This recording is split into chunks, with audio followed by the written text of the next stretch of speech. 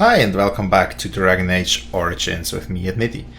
So I have looked at my gifts that I have in the between episodes and written which people or which companions want which gifts. So the gold bar is for someone we don't have yet. The black grimoire we'll give to Morrigan. What? You found Flemeth's grimoire? Ever since we discovered the condition of the Mage's Tower, I had wondered if it might be recoverable, but I had yet to speak of it to you. How fortunate that you found it on your own. You have my thanks. I will begin study of the tome immediately.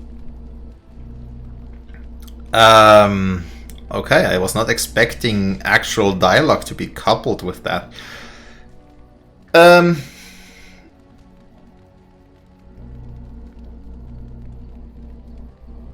You're welcome. I do not intend to squander this opportunity to learn more than Flemeth wished me to know.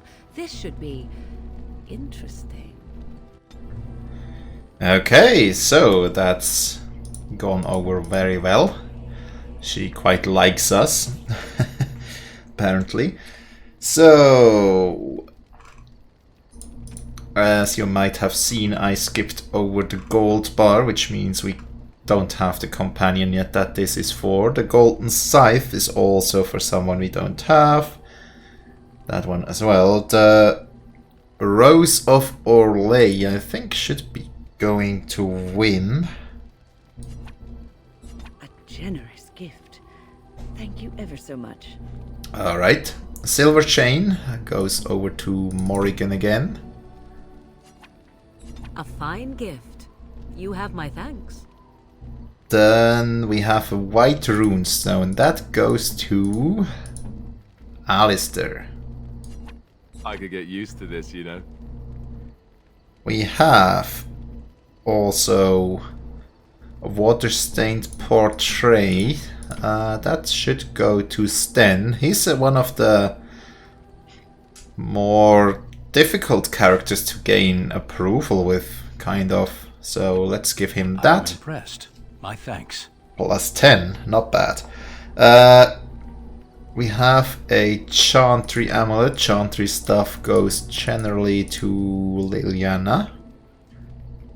So she can get that. That's a wonderful thought. I don't know what to say.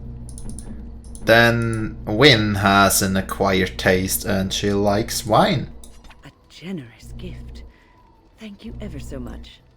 Ale, we don't have the person yet to distribute it, but the beef bone we can give to Dog, who likes us enough already, so good job. The silver bracelet and the shiny gold ring, those are kind of wild cards that everyone likes the same, so we can give them to whoever we need to get some more reputation with. So yeah, now that that's out of the way, we are down at 62 out of 110 capacity, so we can go around. Oh, new ability, Minor Cunning. Oh yes, they gain bonuses based on how much they like you, don't they?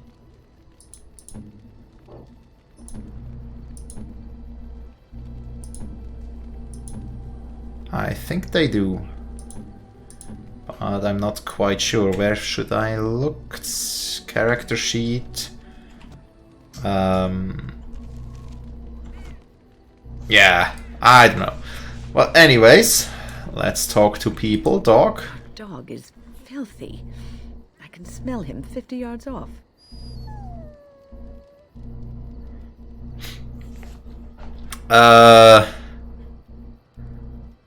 He will fell our enemies with his stench. I'm sure you're exaggerating. Maybe so, but all the same, I would like your permission to bathe him. Yes, you can bathe him. Go ahead. he's getting a little rank. Yeah. Oh, come on, dog, you enjoy it. I will get my soaps, and the dog shall have his bath after supper. What is it with dogs not liking being bathed? Pet him and then just leave him be.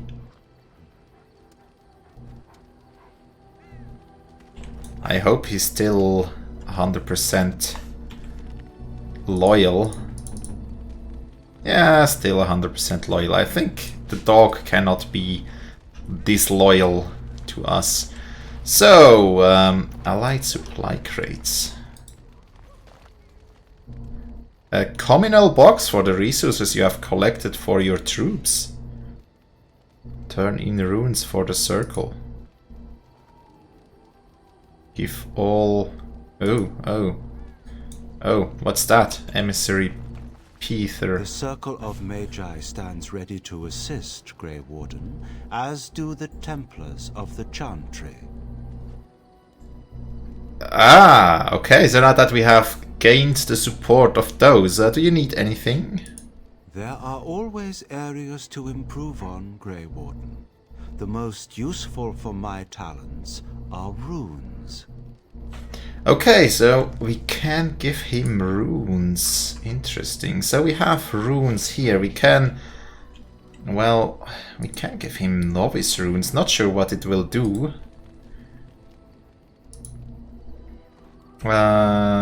Give all unassigned novice runes. Although, let's see how many of them are there and what do we lose. So we would lose spell resistance, fire damage, cold damage. Yeah, it's a bit steep to give all of them. We'll check out that feature at a later date. For now, just talk to Win. It's been a long day. Rest would be welcome.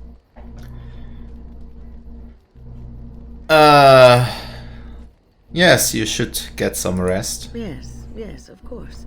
I am just a little weary. As you may have noticed, I'm no spring chicken. There's still some life in those old bones, I bet. You're very sprightly for your age, though. I'm not sure if sprightly is something... Well, no, you're a person. Very funny. But in all honesty, I do not know how many years I have left in me. I have lived for such a long time, but there is always something else to do. And I have to keep going in order to do it. I think I will be glad when I am done. I'm sure you'll be kicking around for years yet. Oh, I don't know. I really don't.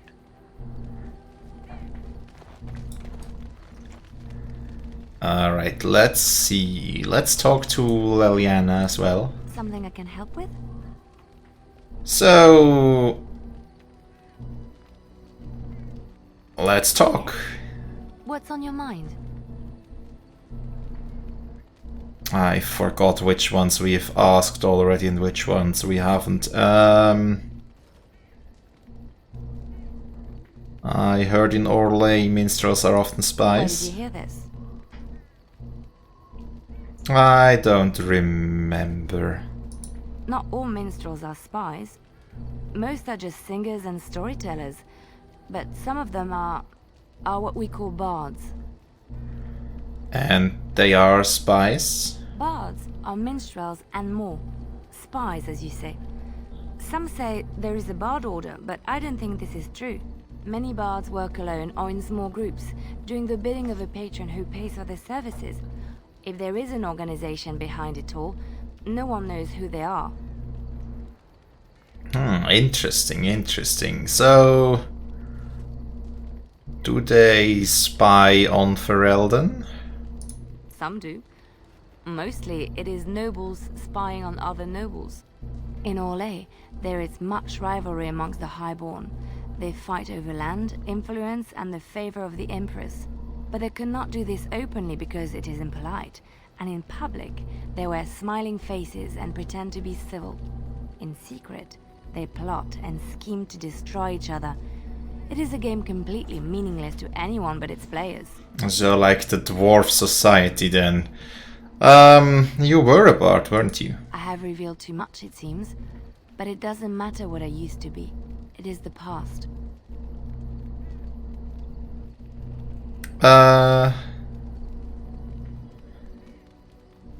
So that's where you learned to fight like that. My skills served me well, but the day finally came when I decided to just put them aside. I found myself in Ferelden and sheltered from bad weather in the Chantry, and when the storm passed, I just did not want to leave. I like to say the Maker brought me here. Okay, so that's interesting new information. Something I can help with? Can you teach me to be a bard? That's an idea. I've watched you, and I do think you'd find some of my skills quite easy to pick up. Let's just go over there, away from the others. For safety, yes? I expect there shall be daggers flying about willy-nilly for a time. Okay, so now we have bard unlocked officially through in-game means, which is kind of nice, because before we had it from the Raven kind of for free, and also these specializations, as far as I remember, you just have to unlock them. Now, where is it? Oh well, anyways. You just have to unlock them on one playthrough, and every subsequent character you start will just have access to all the unlocked ones right away.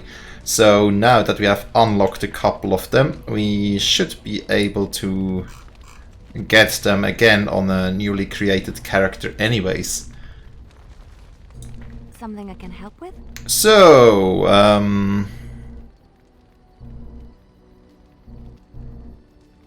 let's talk. Yes? What's on your mind? Why did you come to My Ferelden? mother was from Denerim, and I consider myself a Ferelden. Mother served an Orlesian noblewoman who lived here when Orlais ruled. When Orlais was defeated and the common folk began to resent the presence of any Orlesian, the lady returned to Orlais. She took my mother with her. I was born in Orlais and did not set foot in Ferelden till much later. Mother was always telling me stories of her homeland. I think she missed it. So, what happened to your mother then? Mother died when I was very young. Lady Cecily let me stay with her. I had no one else. She was quite old then, and she had me study music and dance to entertain her. It is unfair that I have more memories of Cecily than my mother. So, you remember nothing of your mother? Strangely, the only thing I really remember of Mother was her scent. She kept dried flowers in her closet amongst her clothes. Small white Ferelden wildflowers with a sweet fragrance. Mother called them Andrastis Grace. They were very rare in Orlais. But enough about that. Let us move on. Okay, Something I and can help with? let's talk some more. What's on your mind? Do you miss anything about Orlais? I miss Val Royeaux. Unlike other cities where the people are the lifeblood and the character, Val Royeaux was her own person, and her people little more than decorations. There was always music in Val Royeaux, streaming from the many windows, quiet refrains and triumphant choruses, and always, floating above that all, the chant, coming from the Grand Cathedral. It was magnificent.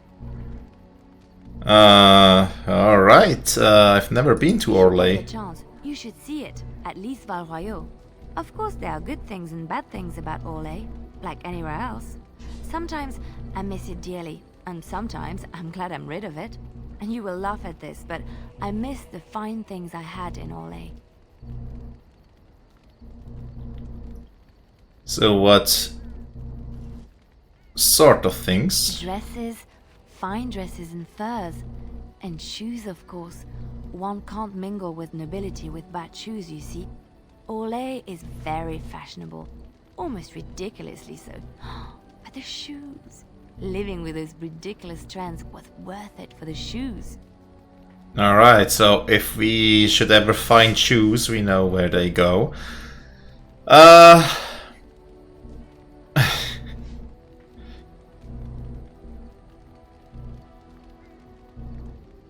What's so special about... No, you can get nice shoes in Denerim. Perhaps. Ferelden folk are so much more practical. I don't see them making use of something simply for its looks. When I left Orlais, the fashion was shoes with delicate tapered heels and embellishments in the front. A ribbon, perhaps, or embroidery. In soft colors, of course. It was spring. Yeah, that must have cost a lot of gold. Yes, well, a fair amount. It is so frivolous and wasteful, I know. But I have such a weakness for lovely shoes. Oh, I could talk about shoes all day, but we have things to do, don't we? Indeed. Something I can help with? So... Yes? What's on your mind? You were a minstrel. Do you have Of tales? course I do. I love stories far too much to keep them to myself. Everyone should be able to benefit from them, I think. So which ones did we... So again, so we heard those. Let's talk about Darkspawn. Geoffrey Law says it is man's pride that created the Darkspawn. In ages past, the mages of the Tevinder Imperium ruled much of the world we know. In their pride, they thought their magics invincible and imagined that they were greater than the Maker himself. So thinking, they invaded his golden city, planning to take it for themselves and depose their own creator. But they were impure and full of sin. And it is with the sin that they tainted the golden city, corrupting it forever. The Maker cursed them and cast them from his sight. Wherever they went, they spread the taint of their sin. Any land that was touched by the taint became blighted and would suffer no life. Instead, the Darkspawn arose to torment us and remind us of our hubris. Okay, so any other stories? Again. No, I think that's all. Sure. So, never mind. And thanks for the story. So let's see, 17 minutes in. I think we can talk with Sten. Probably. Yes. He is a bit not talkative, so should be quick with him. I wanted to discuss something you mentioned. Speak then. That's enough for now. Great option there. I have a I question. am hardly surprised. Actually, never mind. Very well. Okay, bye. Yeah, that's a great, as I said, pretty quick talk there. Yes, thanks a lot for watching this episode. I do hope you've enjoyed, and I do hope to see you next time. Have a great day, and bye. See you next time.